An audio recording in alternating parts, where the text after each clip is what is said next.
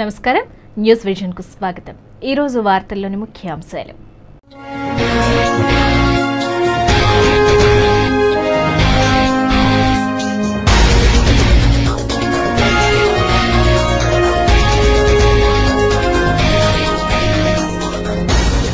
సీతమ్మ ఆశయాలను ఆచరణలో పెట్టండి, ట్రస్ట్ భూములను సంరక్షించండి। ఆర్య వైశ్యులకు తమిళనాడు గవర్నర్ కొణిజేటి రోసయ్య పిలుపు।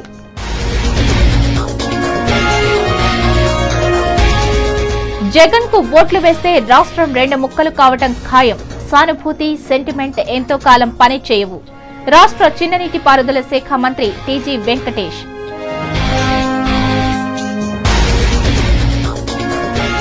ఏసీబీ నివేదికలో ఏ1 ముద్దాయిగా ఉన్న జగన్ ను వెంటనే అరెస్టు చేయాలి। KVP Andhra Sasikala corruption king. Nagari శాసన సభ్యులు గాలి ముద్దుకృష్ణమనాయుడు ఆరోపణ।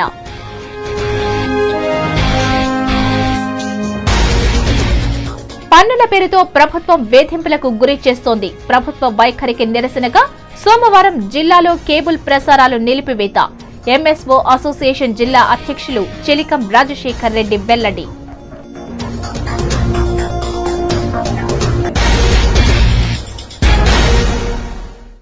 వార్తల్లోని వివరాలు।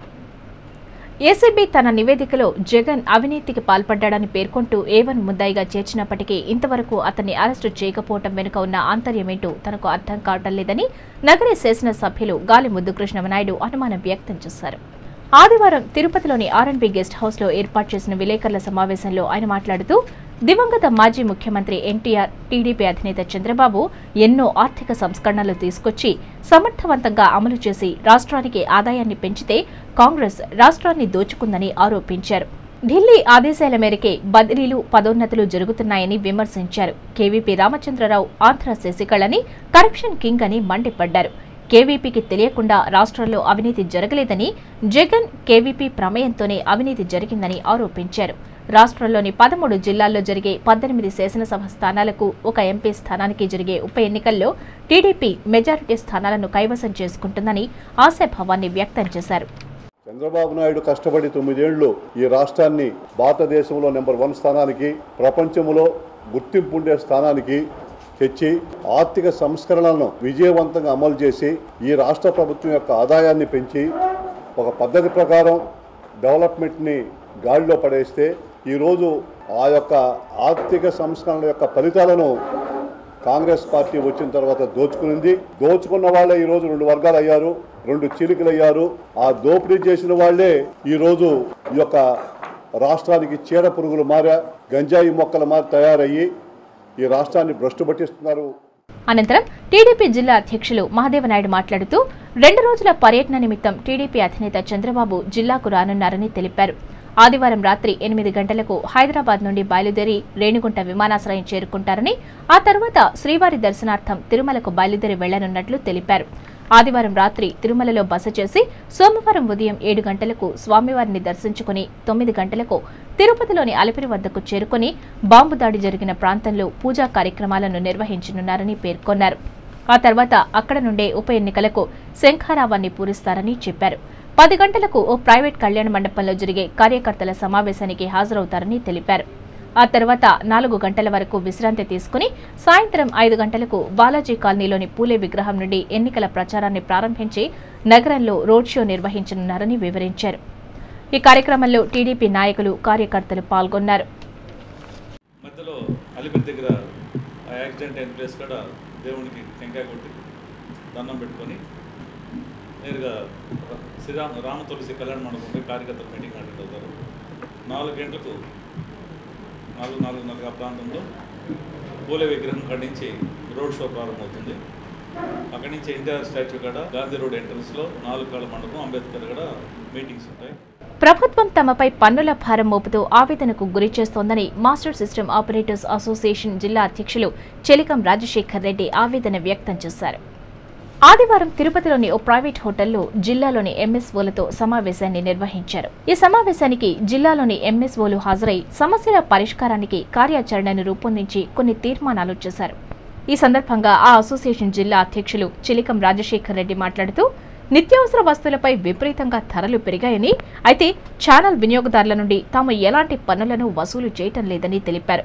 ప్రభుత్వం కమర్షియల్ ట్యాక్స్ అని, సర్వీస్ ట్యాక్స్ అని, పోల్ ట్యాక్స్లని తమ నుండి వివిధ రకాలుగా పన్నులను వసూలు చేస్తూ వేధింపులకు గురి చేస్తోందని ఆవేదన వ్యక్తం చేశారు. డీటీహెచ్ల తాకిడి ఎక్కువైందని, కేబుల్ పరిశ్రమ తీవ్ర ఇబ్బందులు ఎదుర్కొంటోందని, వీటిని సవాల్గా తీసుకుని ముందుకు సాగుతున్నామని తెలిపారు. అతి త్వరలో జిల్లాలో డిజిటల్ ప్రోగ్రామ్స్ ను ప్రసారం చేయనున్నామని పేర్కొన్నారు. ఎంఎస్ఓల పట్ల ప్రభుత్వ వైఖరిని నిరసిస్తూ సోమవారం ఉదయం 6 గంటల నుండి సాయంత్రం 4 గంటల వరకు జిల్లా వ్యాప్తంగా ప్రసారాలను నిలుపుదల చేయనున్నామని, ఈ అసౌకర్యానికి తాము చింతిస్తున్నామని వినియోగదారులు తమకు సహకరించాలని విజ్ఞప్తి చేశారు. ఈ ఎంఎస్ఓల సమావేశంలో చిత్తూరు ఎంఎస్ఓ ప్రభు, ఎస్సీవీ డైరెక్టర్ కిరణ్ తదితరులు పాల్గొన్నారు. ప్రతి వస్తువుకి ధరలు పెరుగుతూనే ఉన్నాయి. పెట్రోల్, డీజిల్ అయితే 2 నెలలకు ఒకసారి, 3 నెలలకు ఒకసారి పెరుగుతూనే ఉన్నాయి. మేము వినియోగదారుల నుంచి ఎలాంటి ట్యాక్సెస్ వసూలు చేయడం లేదు మొదటి నుంచి కూడా. అయితే ఈరోజు ప్రభుత్వం నుంచి కమర్షియల్ ట్యాక్స్ అని, సర్వీస్ ట్యాక్స్ అని, ఎంటర్టైన్మెంట్ ట్యాక్స్ అని, కేబుల్ లాక్కునేదానికి వాడుకునే పోల్ ట్యాక్స్ అని ప్రతి రకంగా మాకు వేధింపులు ఎక్కువ అవుతున్నాయి ప్రభుత్వం తరఫున.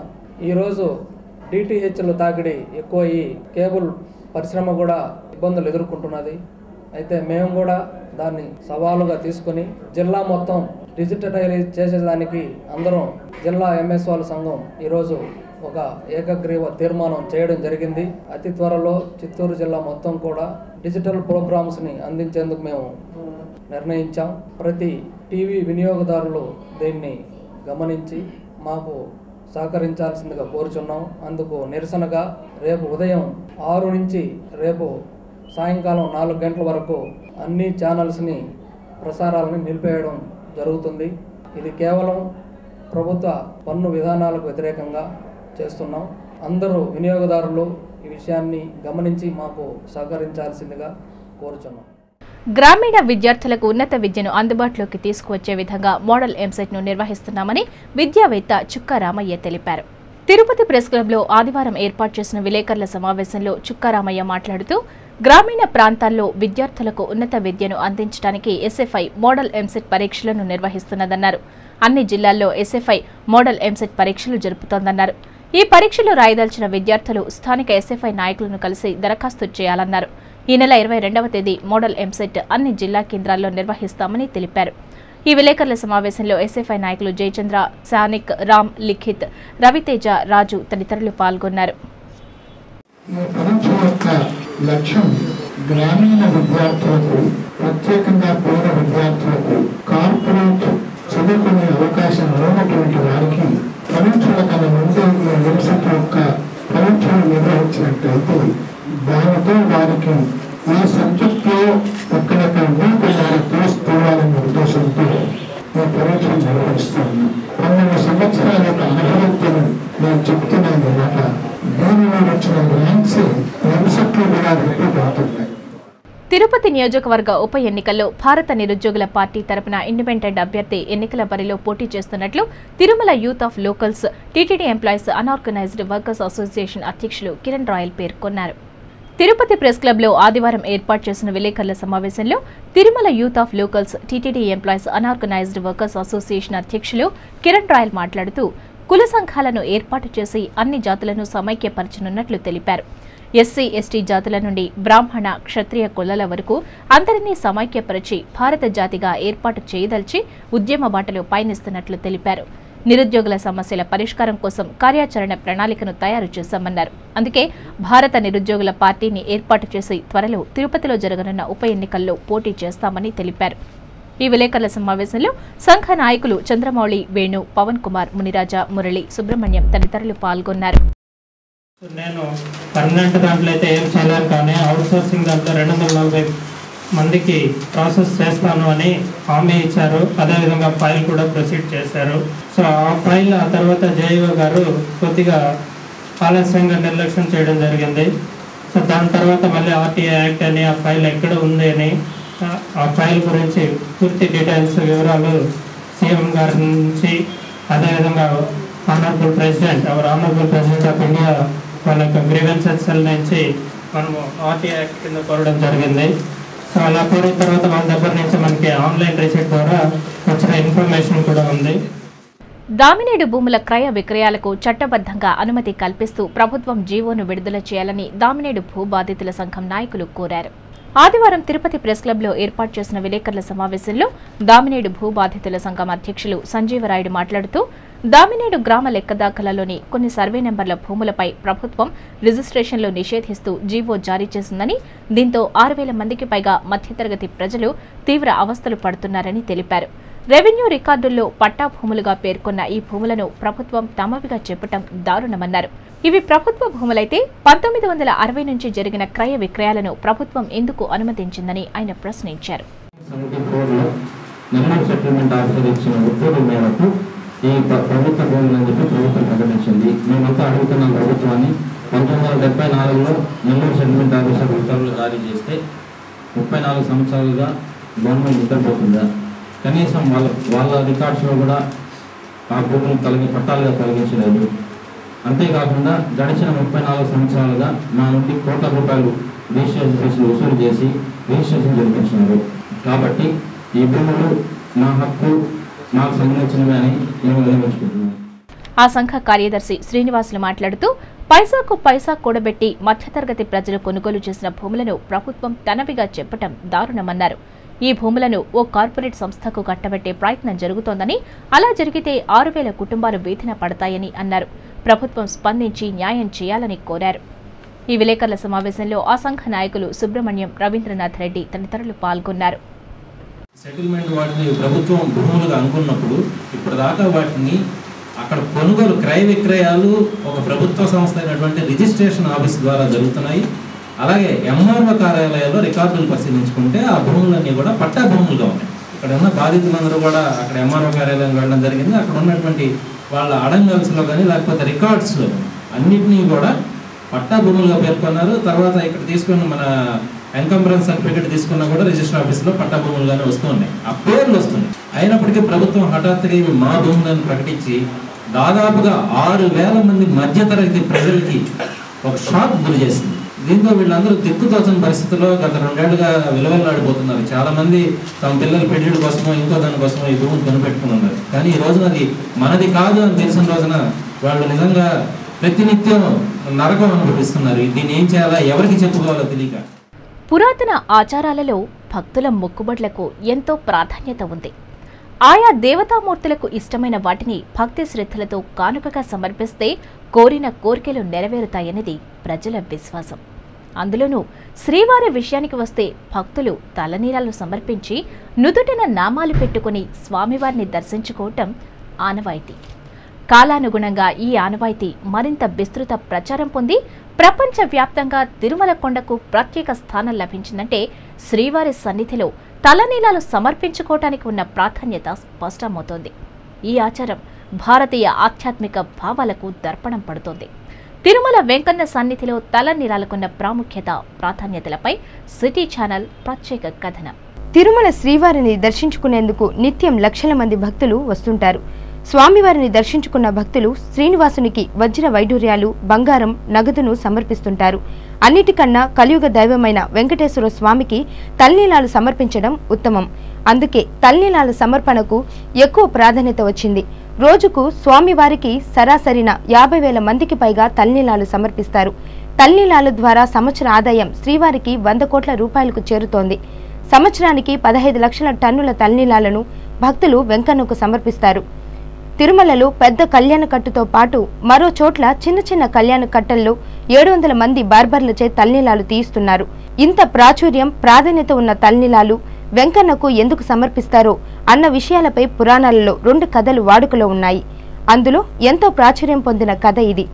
శ్రీనివాసుడు ఆకాశరాజు కుమార్తె అయిన పద్మావతీదేవిని పరిణయం చేసుకునే సమయంలో తనకు అవసరమైన ధనం కోసం కుబేరుడిని సంప్రదిస్తాడట. అయితే కుబేరుడు ఏ వస్తువుని తనఖా పెట్టుకోకుండా అప్పు ఇవ్వకూడదనే నిబంధన పెట్టుకున్నాడట.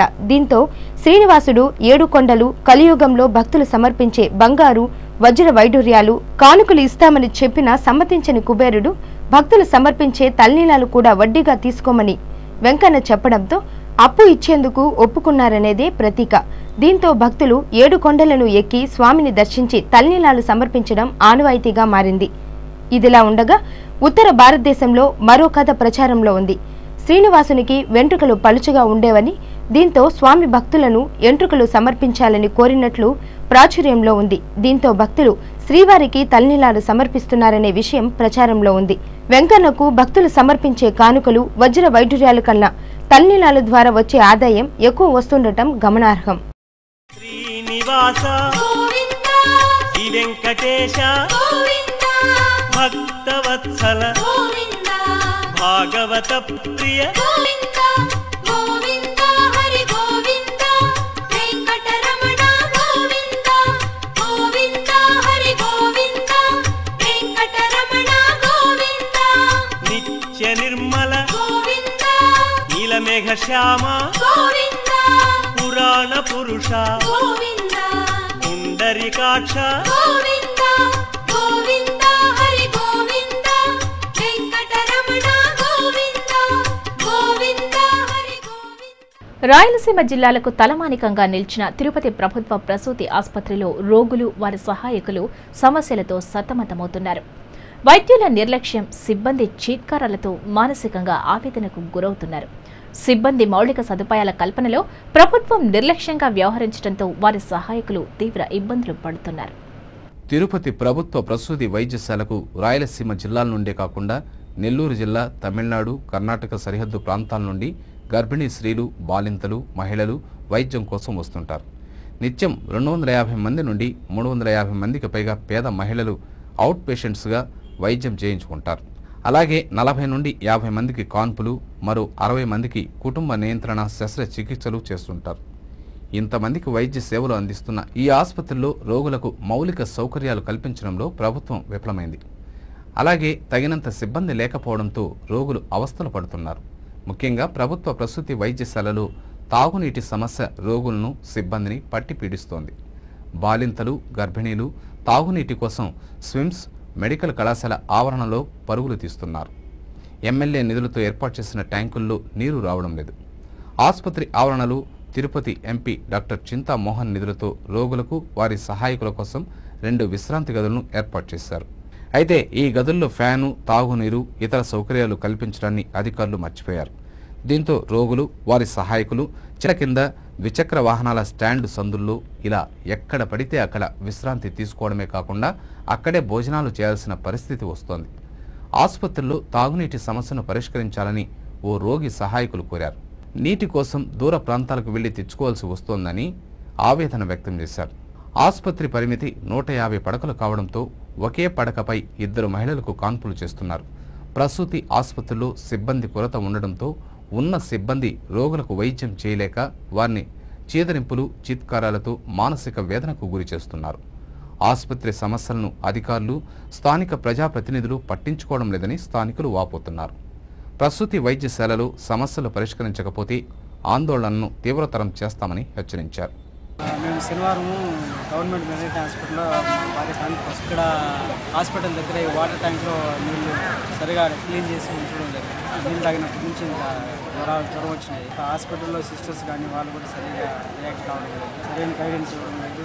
ఆ వచ్చే వాటర్ కూడా సరిగా రావడం లేదు. ఇప్పుడైతే సరిగా నిల్చుకునేది మధ్యాహ్నం ఈ వాటర్ కూడా చాలా ఇబ్బంది కలుగుతుంది. కొంచెం క్లీన్ చేసి ఇస్తే ఇంకా పేషెంట్స్ రకరకాల ప్రాంతాల నుంచి వస్తూ ఉంటారు కాబట్టి కొంచెం మంచిగా ఉంటుంది అనేసి భావిస్తున్నాను. రాయలసీమకే తలమానికంగా నిలిచిన ప్రసూతి ఆసుపత్రిలో రోగులకు కనీస వసతులు కల్పించే విధంగా అధికారులు, స్థానిక ప్రజాప్రతినిధులు స్పందించాల్సి ఉంది. అయితే స్థానిక ప్రజాప్రతినిధులు, అధికారులు ఎంతవరకు స్పందిస్తారో వేచి చూడాలి. రాయలసీమలో ఉన్నటువంటి పేద మహిళల యొక్క సౌకర్యాలు అందిస్తున్నటువంటి యొక్క మెటర్నిటీ ఆసుపత్రి రోజు రోజుకు దిగజారిపోతుంది. తిరుపతికి చెందినటువంటి ఎంపీ అయితేమి, ఎమ్మెల్యే అయితేమి అంతర్జాతీయ విమానాశ్రయం కట్టిస్తాను, అంతర్జాతీయ రైల్వే స్టేషన్ కట్టిస్తాను, అంతర్జాతీయమైనటువంటి క్రీడా మైదానం కట్టిస్తాను అంటున్నాడు. మేము ఒకటే డిమాండ్ చేస్తున్నాము, ముందు ఈ ప్రసూతి వైద్యశాల మహిళలకు తాగడానికి మంచినీళ్ళు లేదు, బిడ్డ పుట్టితే బిడ్డను శుభ్రపరచడానికి మంచినీళ్ళు లేనటువంటి దౌర్భాగ్యమైన పరిస్థితుంది. 300 పడకల ఆసుపత్రి చేస్తామని చెప్పి సంవత్సరం క్రితం హామీ ఇచ్చినా ఇప్పటి వరకు జరగలేదు. ఒకే ఒక మంచం పైన 2 మహిళలను పెట్టి పురుడు పోసేటువంటి దౌర్భాగ్యకరమైన పరిస్థితుంది. నేలపైన పడుకోబెట్టి పురుడు పోసేటువంటి దౌర్భాగ్యకరమైన పరిస్థితుంది. సీతమ్మ ట్రస్టు భూములు అన్యక్రాంతం కాకుండా ఆర్యవైశ్య కులస్తులు విశేషంగా కృషి చేశారని తమిళనాడు రాష్ట్ర గవర్నర్ కొనిచేటి రోసయ్య కొనియాడారు.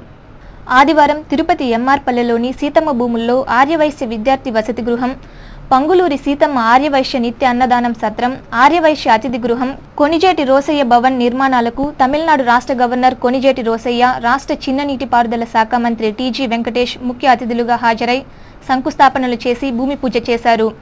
ఈ సందర్భంగా ఏర్పాటు చేసిన బహిరంగ సభలో రోసయ్య మాట్లాడుతూ 1926లో సీతమ్మ ఉన్నత ఆశయంతో తన ఆస్తులను ప్రజా ప్రయోజనాల నిమిత్తం దానాదత్తం చేయడం జరిగిందన్నారు. ఆమె ఆశయాలను ఆచరణలో పెట్టడానికి ఆర్యవైశ్యులు కృషి చేయాలన్నారు. రాజకీయాలకు అతీతంగా ఆర్యవైశ్యులు సామాజిక సేవా కార్యక్రమాలను చేపట్టాలని పిలుపునిచ్చారు. నిర్మాణ పనుల్లో జాప్యం జరగకుండా త్వరితగతిన పూర్తి చేయాలని సూచించారు.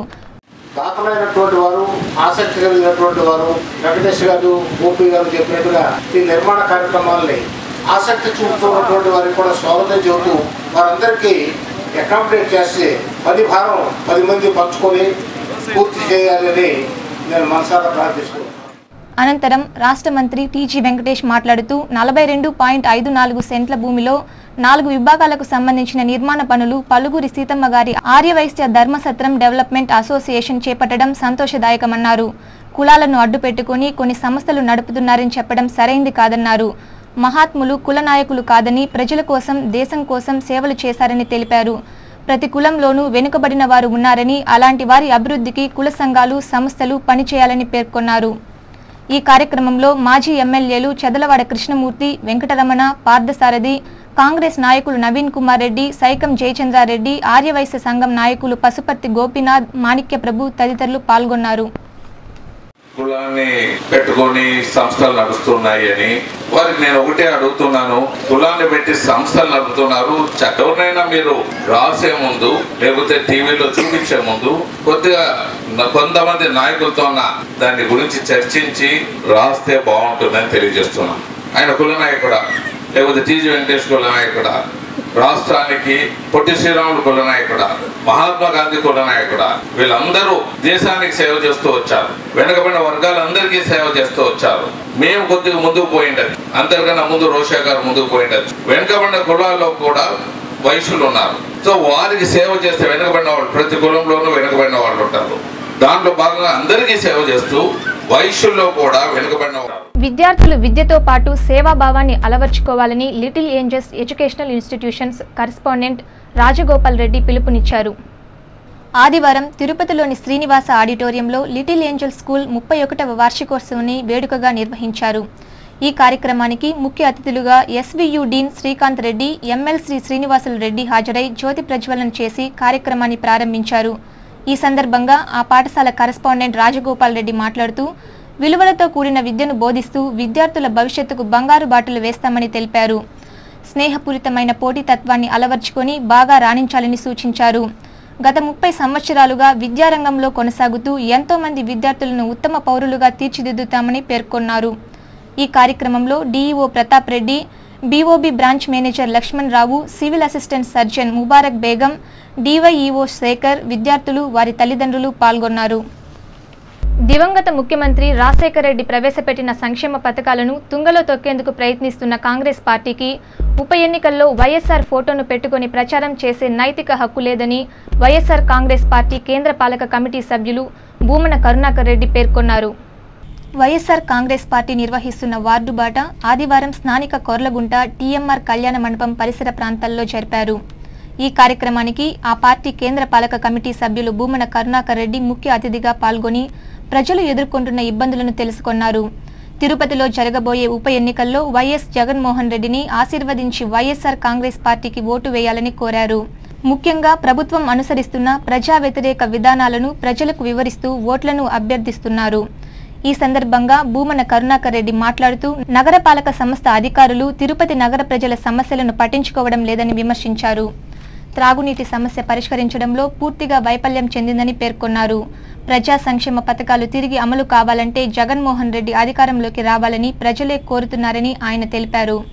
ఈ కార్యక్రమంలో వైఎస్ఆర్ కాంగ్రెస్ పార్టీ నాయకులు ఎస్కే బాబు, దొడ్డారెడ్డి సిద్ధారెడ్డి, తిరుమలయ్య, ఎంవీఎస్ మణి, రాజేంద్ర, లక్ష్మి, మునీశ్వరి తదితరులు పాల్గొన్నారు.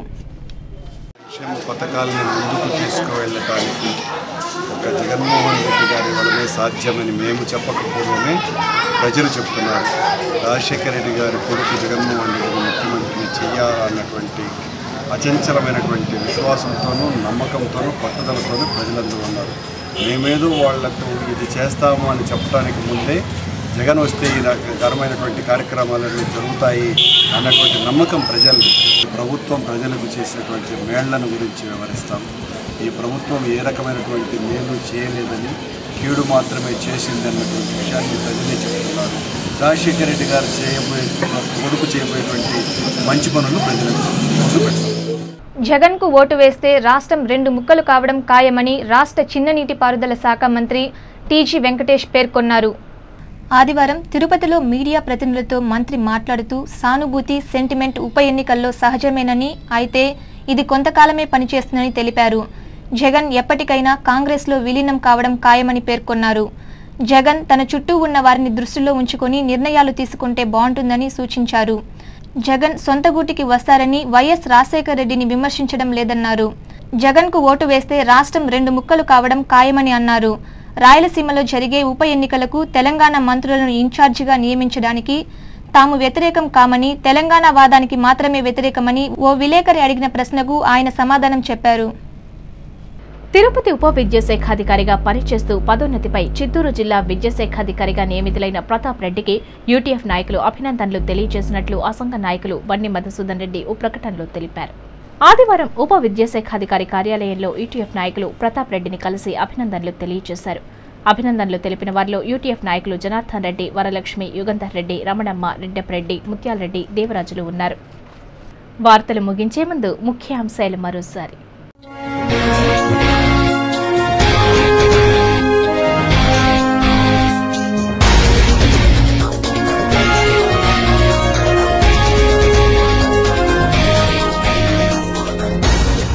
సీతమ్మ ఆశయాలను ఆచరణలో పెట్టండి, ట్రస్టు భూములను సంరక్షించండి. ఆర్య వైశ్యులకు తమిళనాడు గవర్నర్ కొణిజేటి రోసయ్య పిలుపు.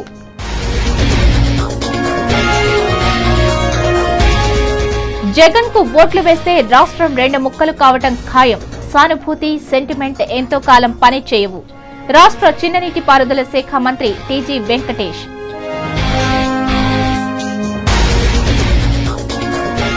ఏసీబీ నివేదికలో A1 ముద్దాయిగా ఉన్న జగన్ ను వెంటనే అరెస్టు చేయాలి. KVP Andhra Sasikala corruption king. Nagari శాసనసభ్యులు గాలి ముద్దుకృష్ణమనాయుడు ఆరోపణ.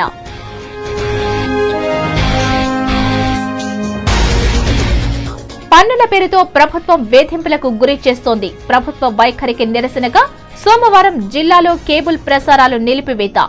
ఎంఎస్ఓ అసోసియేషన్ జిల్లా అధ్యక్షులు చెలికం రాజశేఖర్ రెడ్డి వెల్లడి.